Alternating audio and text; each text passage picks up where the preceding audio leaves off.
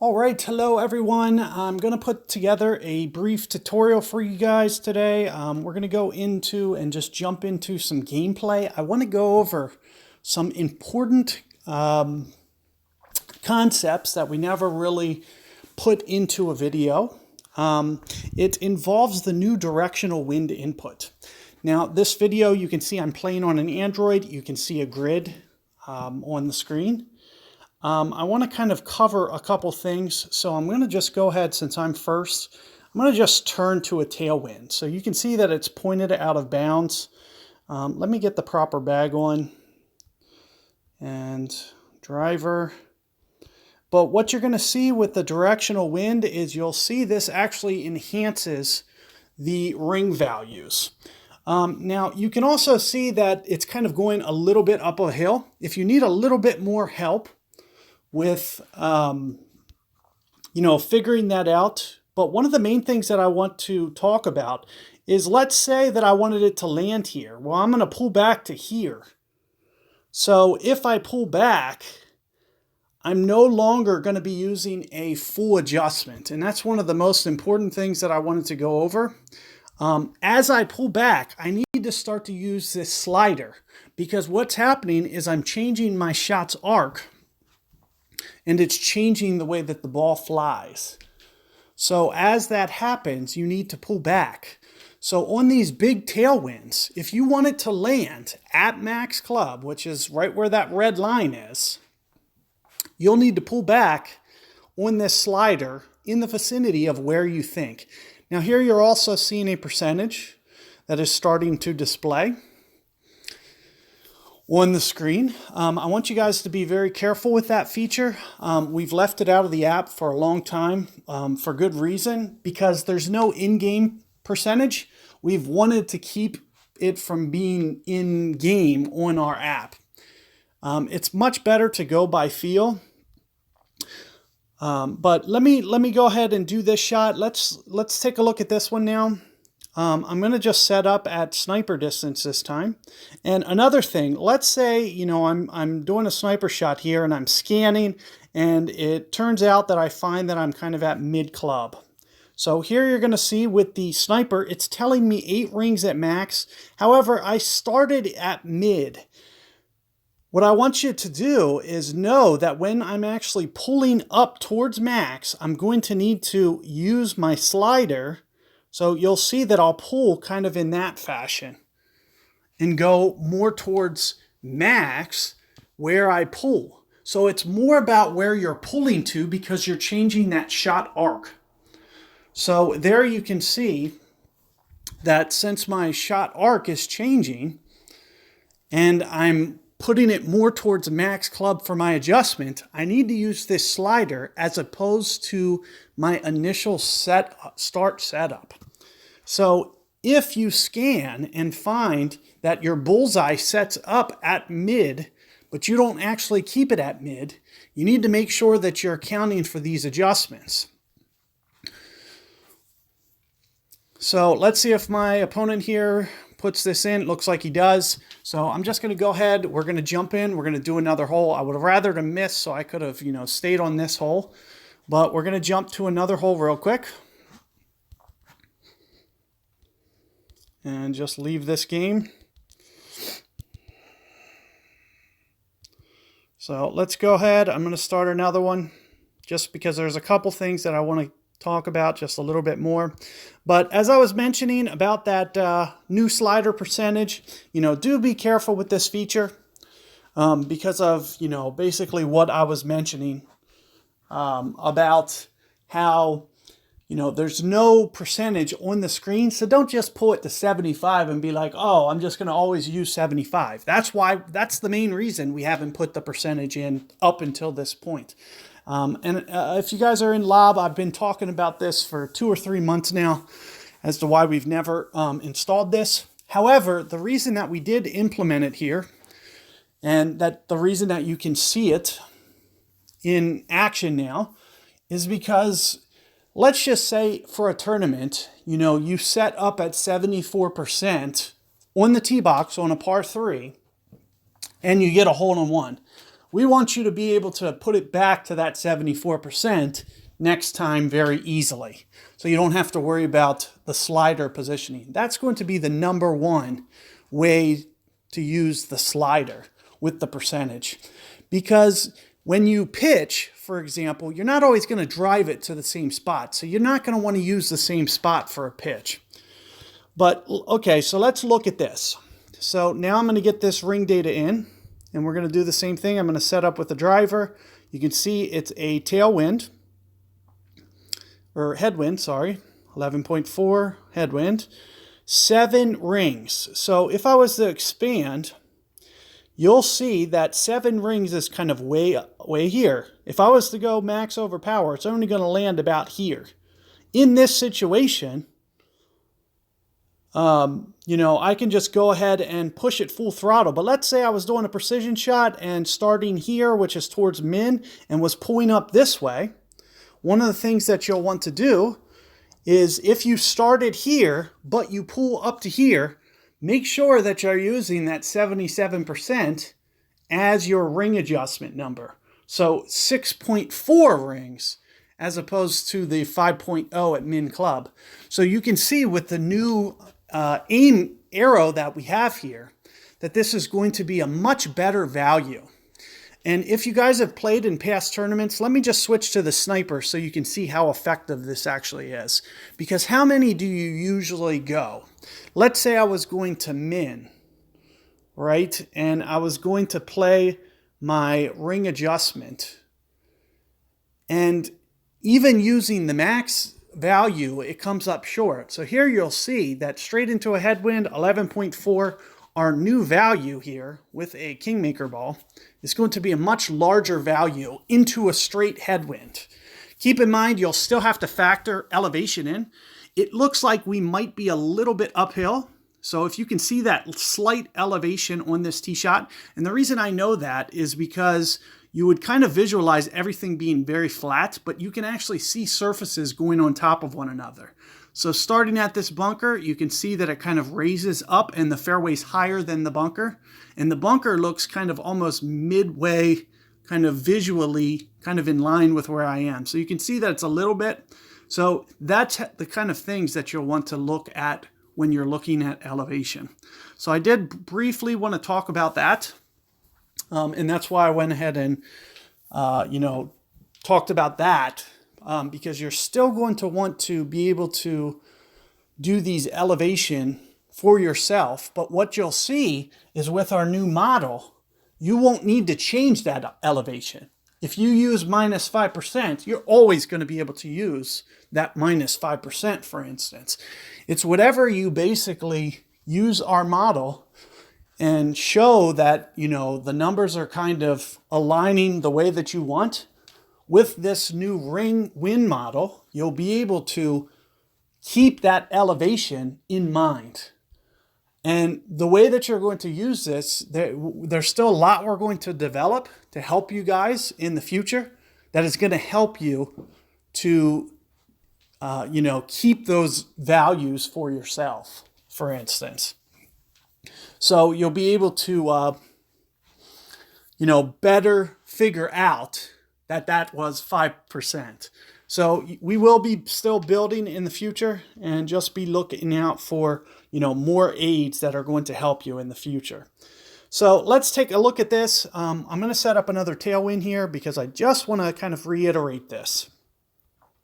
So here I'm just going to we'll just set up and say max sniper, for instance, with a tailwind. You'll see that it's 12 rings with a sniper 7.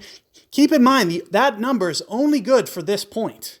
As soon as I pull back, so as soon as I start to pull back, so for instance, I've just pulled back towards mid. Now I need to use this ring adjustment. So the adjustment, if I wanted to land at max, would probably be closer to 10.8-ish rings, as opposed to that max ring number.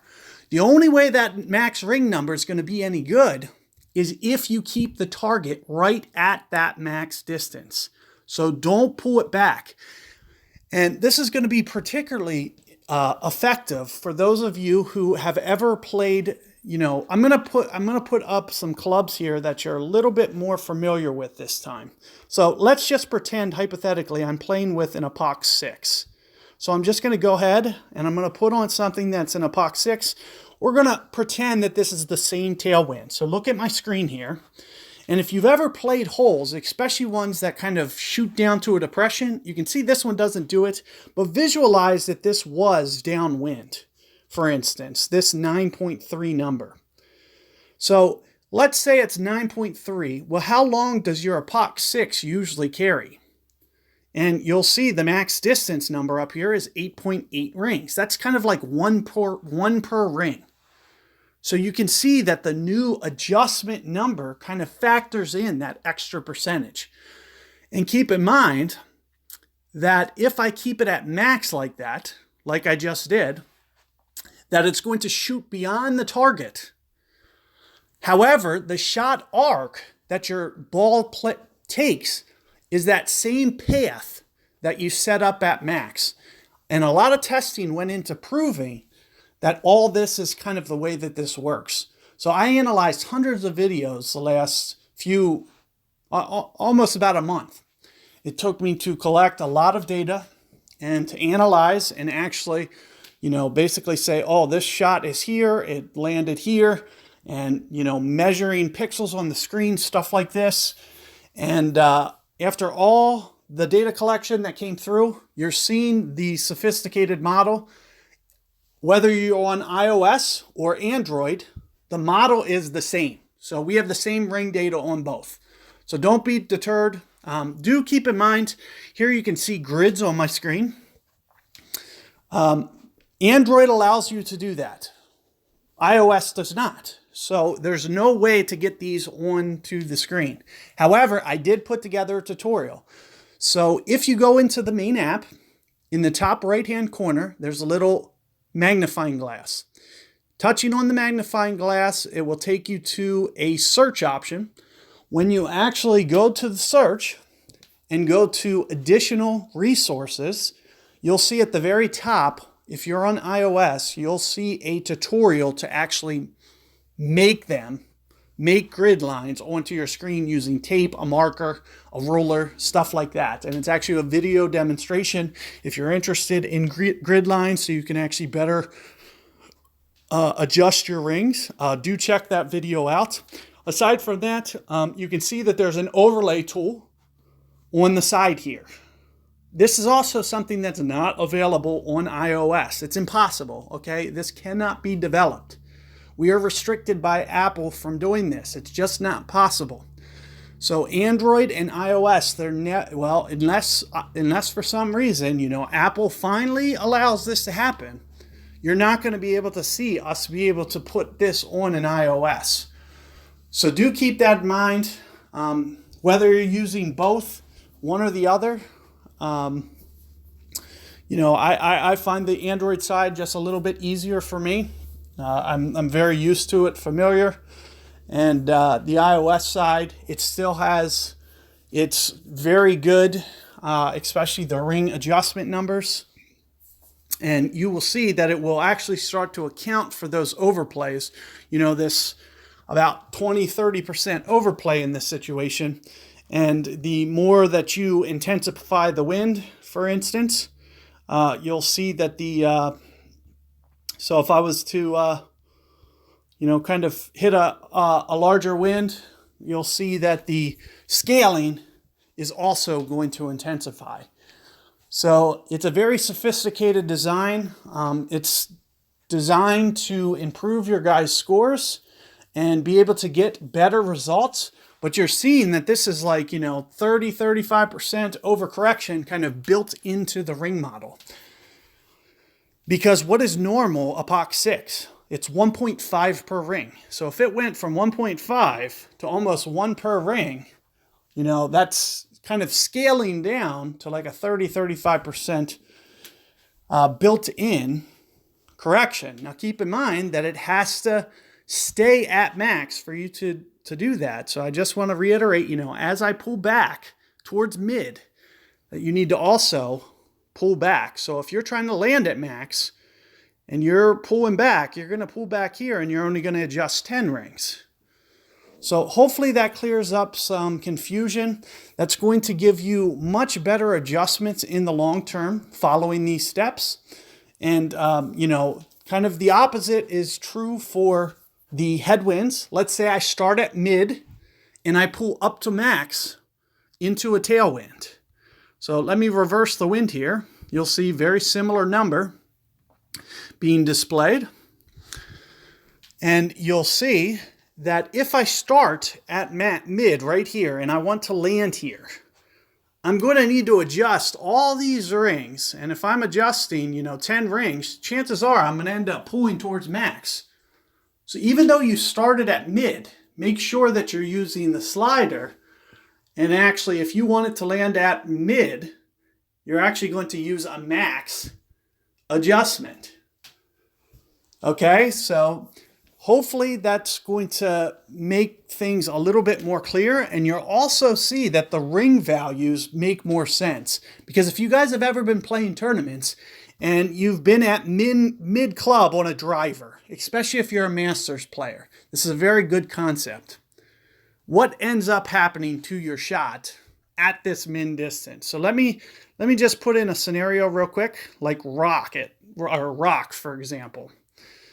So how many times do you guys into a par 3, into a headwind, see something very similar to this, where it might be 11.8 miles per hour into a tailwind, and you'll see that you're using at least a max ring adjustment.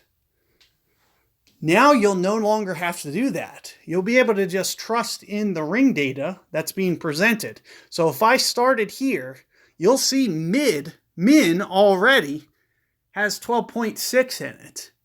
Okay, so it already has that built-in extra percentage factor that, because I know a lot of you guys in headwinds, especially if you're an expert or master division, you've seen these scenarios take place where you're using max number. Now you'll no longer have to. Say I end up pulling up to like 70%, you'll see here that it's reporting at, for example, 14.8 rings, which is kind of more in line with these huge overplays that you've been playing, for example. So hopefully this makes a lot of sense, and you'll see that using this model, you'll be able to get a lot closer with your results without having to worry about overcorrection and all this crazy stuff that just makes the game more confusing, more complicated. So what we're trying to do here is simplify things as much as we can. And let me just go over this real briefly. Into the main app, if I go to the help, if you need additional help figuring out elevation, you will be able to find a judging elevation tutorial in here, and an also advanced tutorial on this discussion. So you'll see a lot of text here, and this will really help you start to identify. But here you can see, from picture 1 versus 2, kind of the difference. One shooting down, and one you can see that the green is raising, and you can actually start to see the pin kind of disappear. Whereas on the second picture, you can see all of the green. So these are the type of things that you want to look for, and this in the help section is going to help you understand that. Similarly with secondary wind effect, this you still need to consider when you're playing your shots. So here you'll see secondary wind effect. The stronger this wind gets, and here you can see that it's pointed towards the right, the more this ball guide deflects. Okay, so what we're kind of simulating here is the blue line would be the deflection on, say, 6 miles per hour, for example. The red line is going to deflect it at, say, 12 miles per hour. So you'll see, and also important to note, is each one of those little green grids are 1 square yard.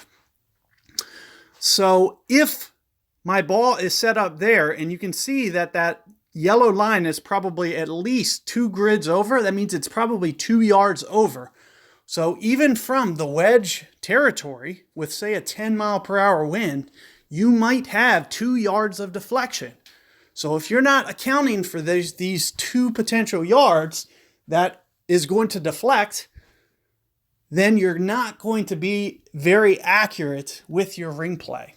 So one of the things that you'll see me do, primarily only with the short iron, is you'll actually see me overcorrect a short iron. So for example, I can use a plus 20%. And this would be a very good example as to when I would just use an overcorrection. Because you can see there's a lot of fairway to do it. But similarly, I can just offset this ball guide, count the precision number of rings that the app gives me, and the deflection, if you can master how much that deflects, will push it towards the hole.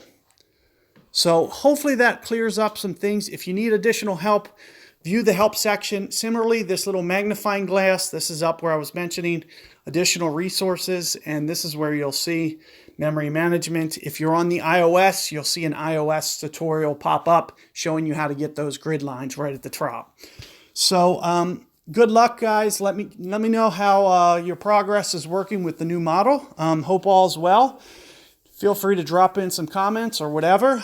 Give the video a thumbs up if you guys like it, and good luck out there. Catch you guys on the next one.